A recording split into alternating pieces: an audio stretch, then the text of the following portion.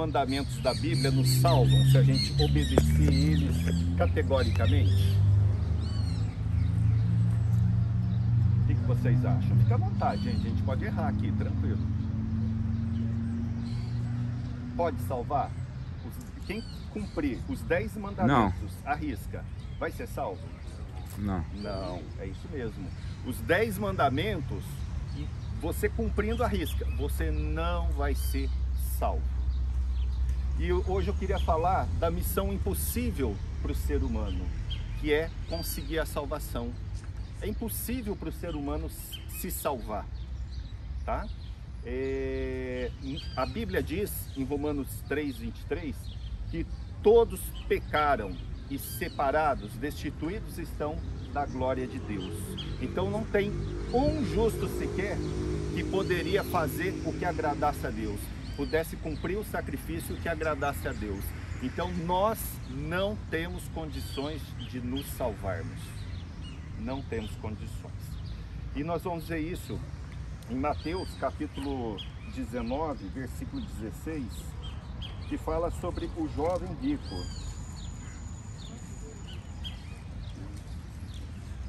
Mateus capítulo 19, versículo 16.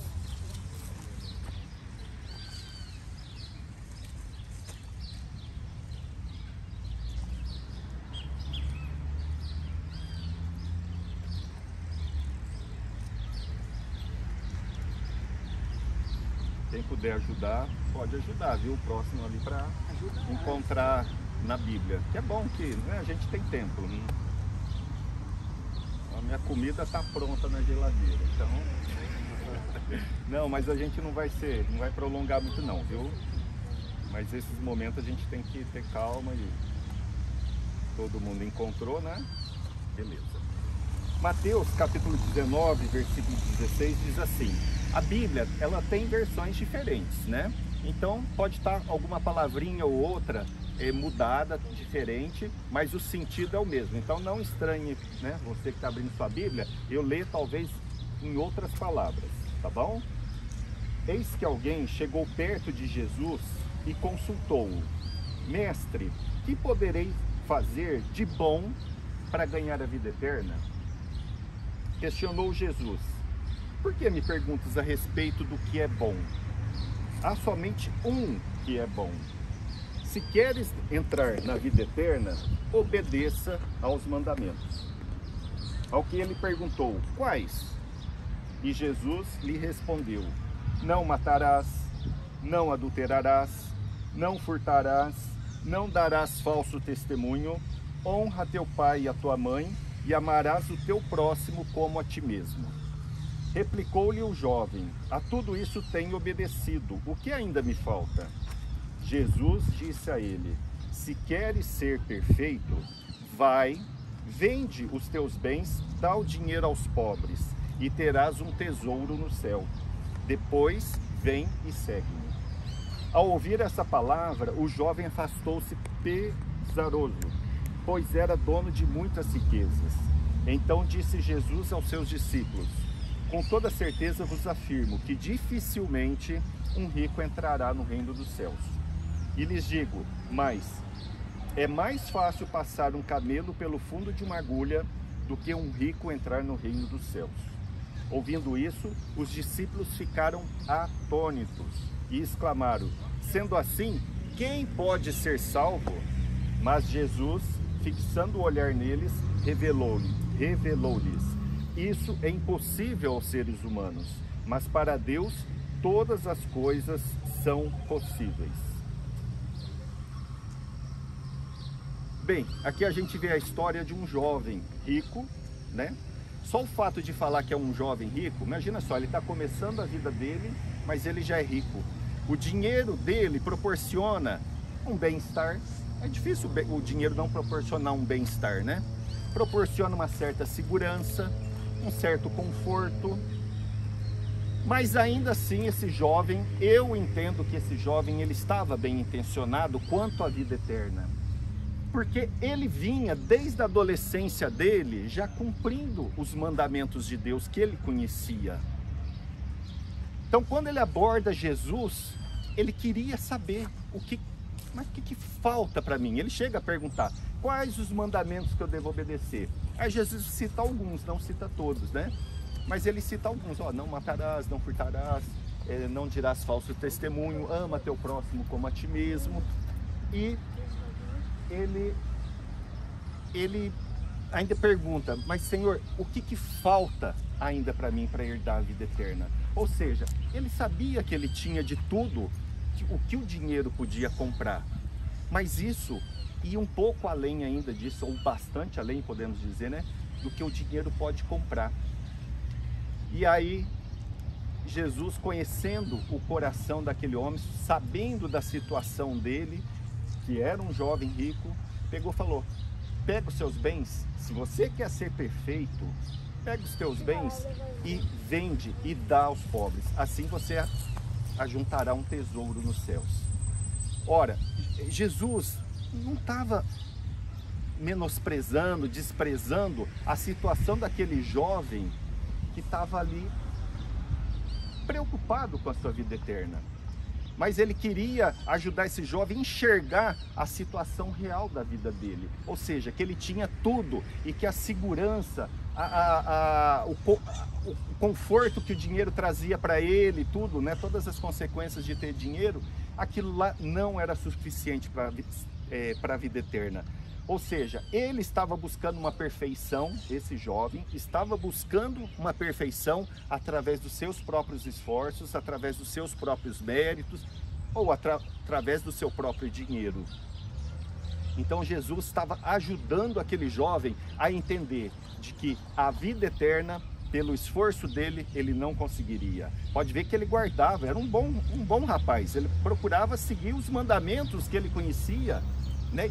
E estava ali seguindo certinho, mas ia muito além, ou seja, envolvia uma questão de fé, uma questão de crer, né, em Jesus Cristo. E isso o dinheiro não compra, né? Aí ele fala, Jesus, né, a Bíblia diz, né, que aquele rapaz ele pega e vai embora triste, porque ele decidiu não vender o que ele tinha e dar aos pobres. E ele também viu que isso não iria resolver a situação dele, né? O que ia resolver a situação dele é, depois desse desprendimento total com o mundo, ir e seguir a Jesus Cristo. Porque Jesus disse isso, né? Você vai, vende e dá aos pobres. Depois você vem e me segue. Mas ele, sendo muito rico, preso ainda às coisas desse mundo, ele só ficou triste porque isso ele não podia ter, porque ele não tinha fé, ele não cria que esse era o caminho, que era isso que ele tinha que fazer para herdar a vida eterna. Aí Jesus fala, né, que é mais fácil um cabelo passar no fundo de uma agulha do que um rico entrar no reino dos céus. Só para vocês saberem, não se refere àquela agulha de roupa, né, de costurar, né?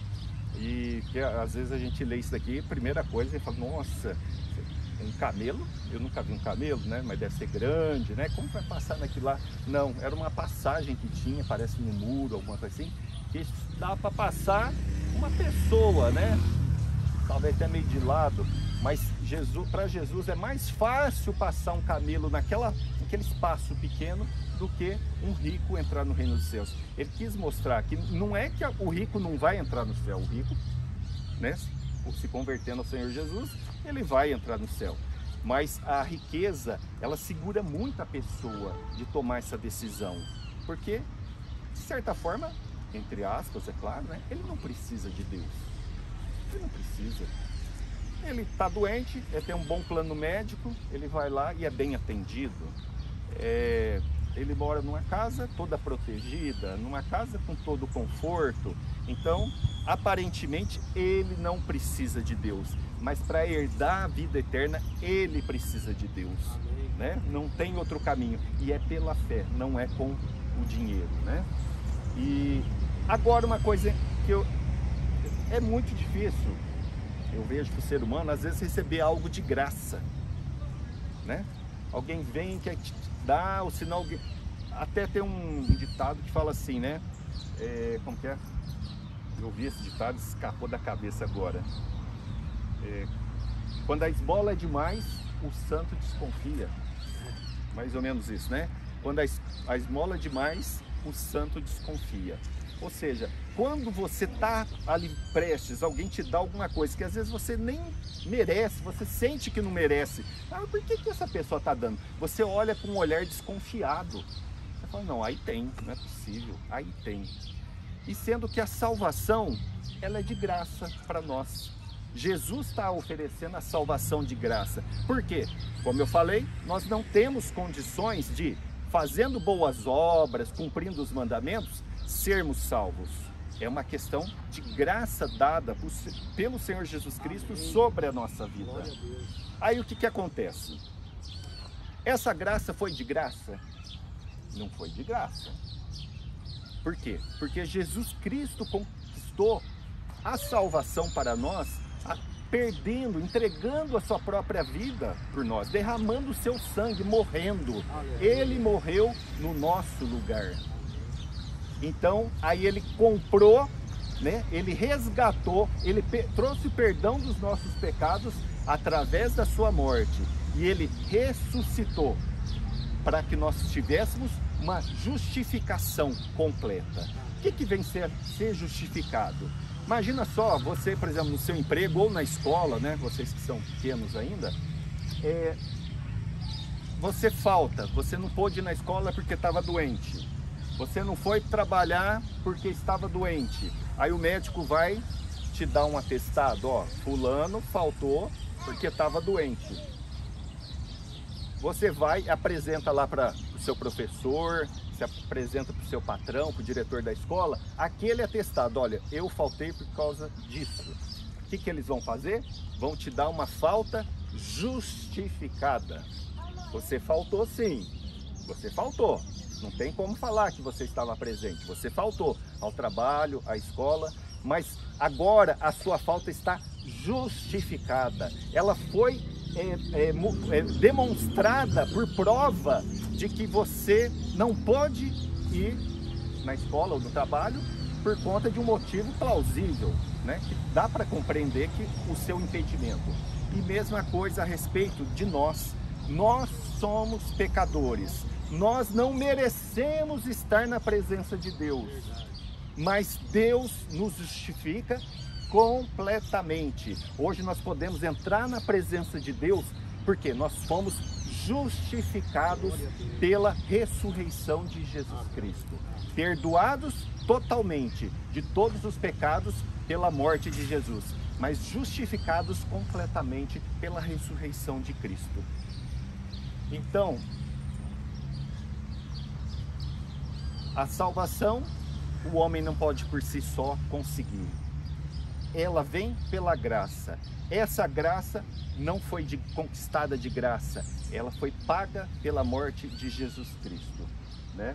Hoje, o que nos cabe? Nos rendermos ao Senhor Jesus Cristo e clamar que Ele seja Senhor e Salvador da nossa vida. Amém. Aí Ele dará a vida eterna para nós. Os mandamentos, onde que se encaixa tudo isso? Os mandamentos. Nós obedecemos os mandamentos de Deus, prestem atenção, nós obedecemos os mandamentos de Deus por conta que nós somos salvos por Jesus Cristo. Mas nós não somos salvos por Jesus Cristo porque obedecemos os mandamentos de Deus. Garotada, entendeu? Entendeu? Consegue falar o que eu falei? Não consegue. Eu vou repetir. Que isso é importante, porque eu falei dos mandamentos de uma forma que dá a impressão que eles não têm importância. Não, eles têm importância, mas eles têm uma importância no seu lugar devido. Fora desse lugar não tem importância. Ah, ele serve para salvar? Não, os mandamentos, os 10 mandamentos que nós falamos, não servem para salvar. Mas nós obedecemos eles? Obedecemos. Por quê? Nós obedecemos porque somos salvos, mas não somos salvos porque obedecemos. Contrário, né? Então, essa é a palavra que eu queria deixar para vocês. Reflitam de que nossos pecados, nós já cristãos, né? Nós temos os nossos pecados totalmente perdoados. se nós cometemos os nossos pecados, Deus é fiel e justo para nos perdoar dos pecados e nos purificar. Então vamos confessar os nossos pecados e restabelecer a nossa comunhão com Jesus Cristo, o qual foi obtida por obra dele e não por nós. Tá bom? Deus abençoe os irmãos e obrigado pela oportunidade. Tá?